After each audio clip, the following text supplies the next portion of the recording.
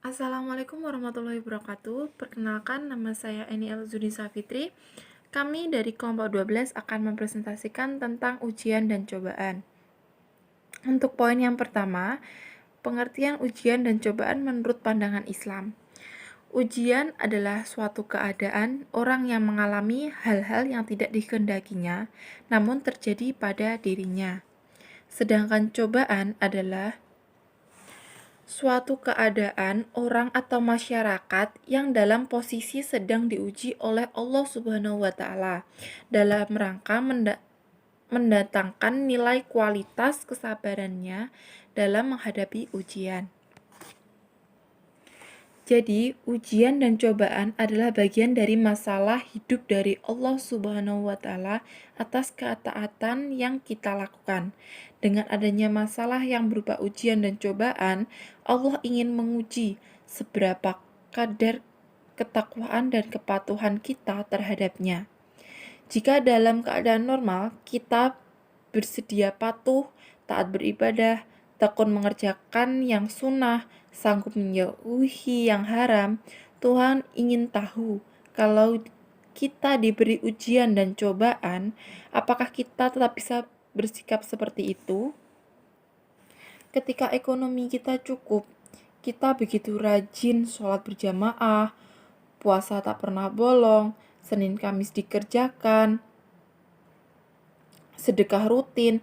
Lalu ketika kita diberi kesulitan berupa ekonomi sulit, masih sanggupkah kita konsisten melakukan itu semua? Kalau sanggup, itu kita pun lulus menjadi hamba yang derajatnya lebih tinggi ketimbang sebelumnya. Ada pula yang mengartikan ujian dan cobaan itu bermakna sebagai teguran. Kita yang sebelumnya beribadahnya rajin, tapi beberapa waktu terakhir malah sering meninggalkan ibadah, sedekahnya yang dulunya rutin sudah tidak pernah. Mungkin karena Tuhan hendak mengembalikan kita kepada ketaatan. Tuhan akhirnya menghadirkan ujian dan cobaan sebagai teguran. Jika dibiarkan hidup enak tanpa ujian dan cobaan, takutnya kita akan lalai. Ada pula ujian dan cobaan merupakan azab atau siksaan Tuhan di muka bumi. Ini diperuntukkan bagi orang yang sudah berani melanggar larangan Allah Subhanahu wa taala, meninggalkan kewajibannya, tak pernah menghadapnya, mengabaikan yang halal, dan memakai barang yang haram.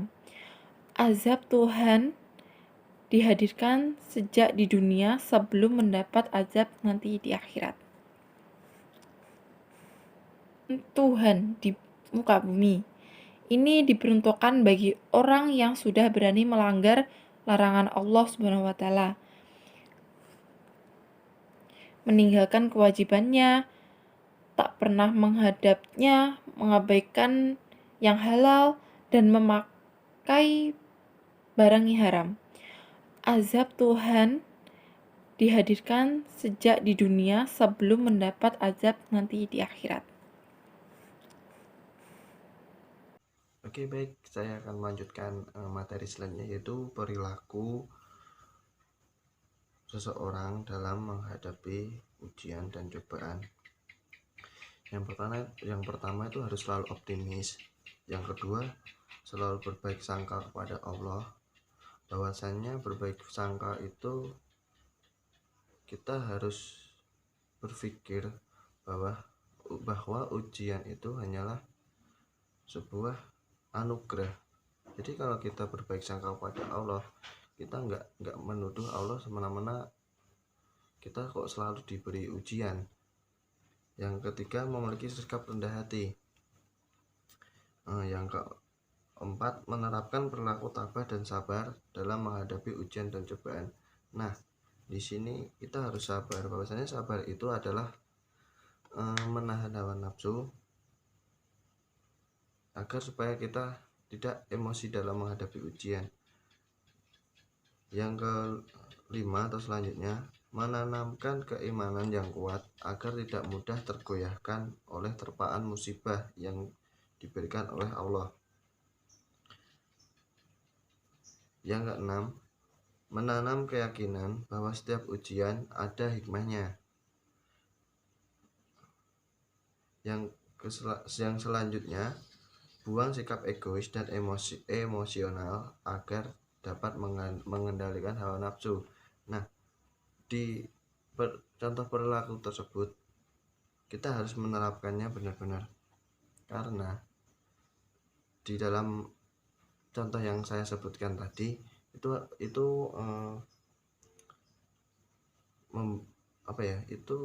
membuat diri kita bisa menjadi sabar dan bisa memotivasi diri kita agar lebih baik dalam menghadapi cobaan. Contoh bahasa Jawanya itu ngerengsola, biar kita nggak ngerengsola dalam menghadapi cobaan.